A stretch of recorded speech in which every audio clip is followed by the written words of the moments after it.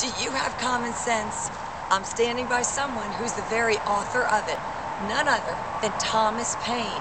For those of you unfamiliar with American Revolutionary history, this is the gentleman who was singly responsible for changing the minds of so many colonialists here in the States before we ever had the American Revolution. Thomas Paine.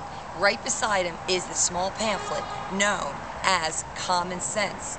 Thomas Paine was one of a number of people back in the 1700s who recognized that he was in a place that could no longer sustain what it was doing.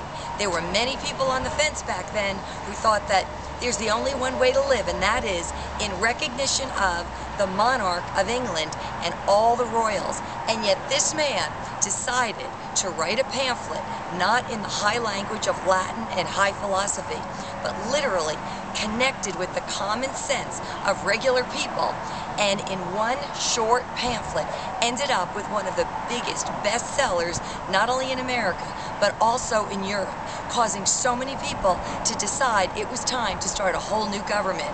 Now you may think nothing of it today, but if you consider back then everybody knew only the king and only paid homage to the king, today we take it for granted. Why was Thomas Paine's suggestion in his Common Sense so powerful? Simple. Because he appealed to everyone's common sense. And what's common sense? It's something that appeals to everyone's innermost sentiments. Now, what does that mean to you today? Well, maybe you're creative and you are trying to create something that is just outside your realm. Maybe you're doing something and you're making it a little bit too complex. Maybe you're someone that has an idea and you would just need a little bit of common sense to formulate your concept and bring it out at a level where everyone on the common level can understand it.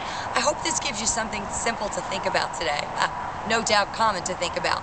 And next time that you're in Central Jersey around Bordentown, please come here, say hello to Thomas Paine. He actually has a house here on Main Street that he used to frequent up until 1809.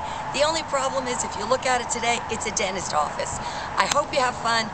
Hope you find something of common interest and common sense that applies to you today. This has been More with More for you.